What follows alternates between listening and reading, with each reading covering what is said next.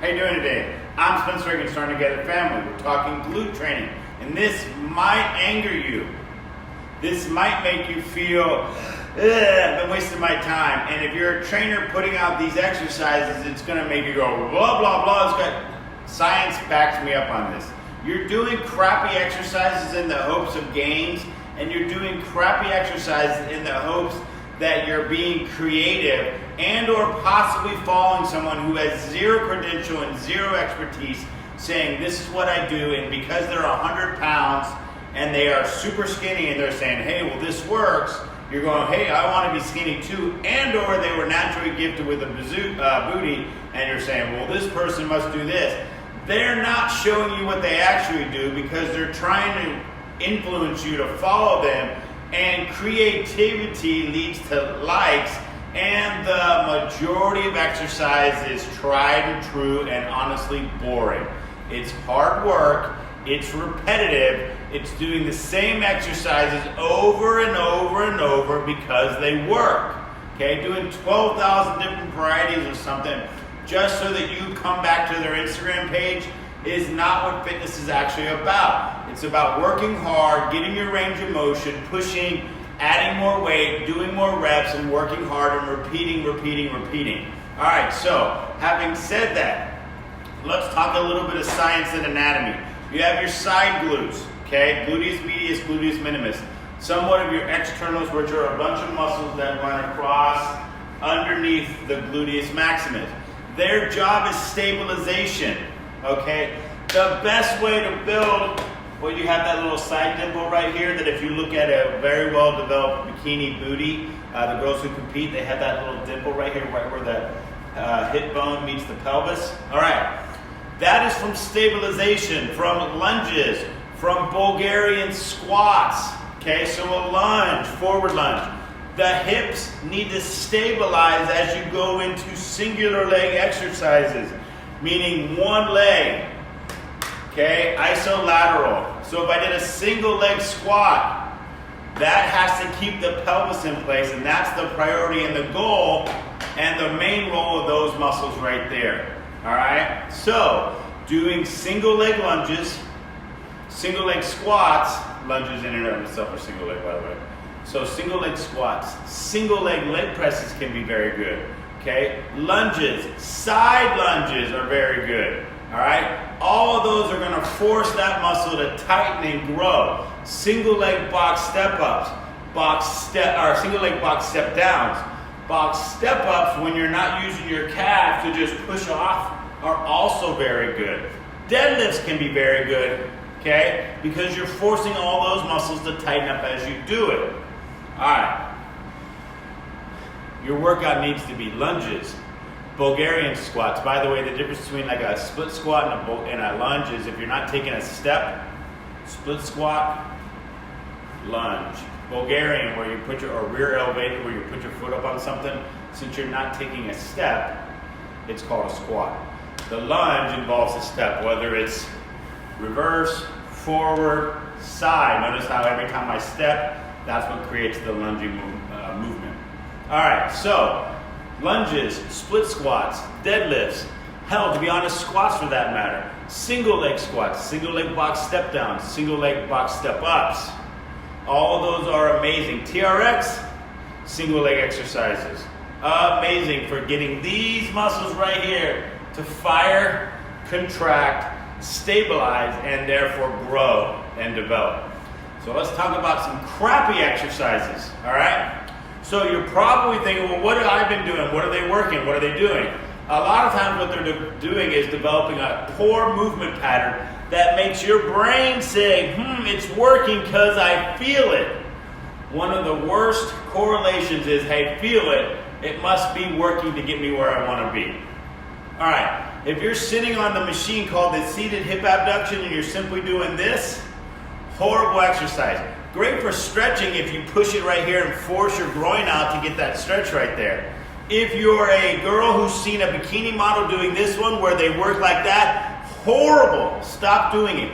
All you're going to do is develop a movement pattern that's going to take this right here, this hip bone right here where it sits inside of your femur, and you're basically taking this and just grinding that away. Do this with your hand for a couple minutes and let me know how that feels. That's really all you're doing. But yet you feel it, but that feel is your bone grinding into the little hole right there. Okay? What's known as a foramen. Okay, but we have the pelvis sitting inside and it sits in there, and all you're doing is basically grinding away. All right, so seated lateral hip abduction machines. Use it for a stretch. Do not use it as a component of your strength training. Lateral leg raises. Remember these from back in the day, little Jane Fonda old school videos? First of all, most of you do it improperly because you like to open up and you let the bicep femoris dominate and you do this movement. Okay, if you do it properly, still improper. Why? Because now, instead of grinding this way, you're grinding this way, and you're just getting the bone to sit inside of that and grind up on the top. You're not designed for this. Think about it. Do you ever really do this in your life? Do you walk laterally like a crab? No. Okay? All right. Smith machine presses. Laying on your back, doing a Smith machine. Okay? You're never going heavy enough to really get any gains. You're in an awkward position so that when you actually bring it into your chest, your abdominal wall rolls out and you can't get a full range of motion. All right, so it's like doing a half squat like this. How's this perform? That's what you're doing when you're laying on your back, putting your feet up on the bar and pressing away. Okay, horrible form. All right. Possibly the worst exercise I've ever seen is the one where you stand on the assisted dip, the assisted chin-up bar, and you put your foot up on that pad and you simply do this. Okay? You're not working anything. The only thing you're really feeling is your hips, because if you never get extension, you never develop your glute. You never really work your hamstrings. And all you're really doing is developing that movement pattern. Watch my hips. My pelvis right here should be even, right? Now watch. Now look at me, I'm all tilted. Well, guess what happens when you tilt? Look at your lower back pressure right there. All you're doing is causing this right here to get out of whack. You're basically building up a chiropractor's career because you're gonna go and need to get your SI joint popped and realigned after doing that exercise. So if you're dating a chiropractor and he needs the business, you'll get free service. If you're not dating a chiropractor and you need to go get referral to a doctor, guess what? You're now building a business for someone else. All right, so horrible exercises. All right, so think about it. If you're really not performing that exercise in real life, you're really not necessarily going to develop it because your human body wasn't built to develop in the manner in which you were hoping for. So the term functional has kind of been thrown out there so many times, but you kind of want to realize what is functional anatomy for the body and what it's designed to do. Like your quad is powerful. It's designed to kick. It's designed to power, okay? Your chest is designed to push away. Your back muscles are more postural. They're designed to keep you up right here. Your biceps are actually designed to kind of carry like this.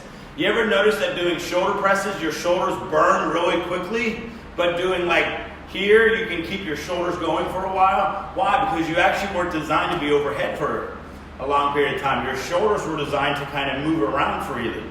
Holding that position actually burns really quickly because it's not what we were designed for. All right? So you kind of have to think about what we're designed for. Do you ever really do this a ton in real life? No, that's why after a few reps it'll burn. Functional anatomy means, are we designed for it?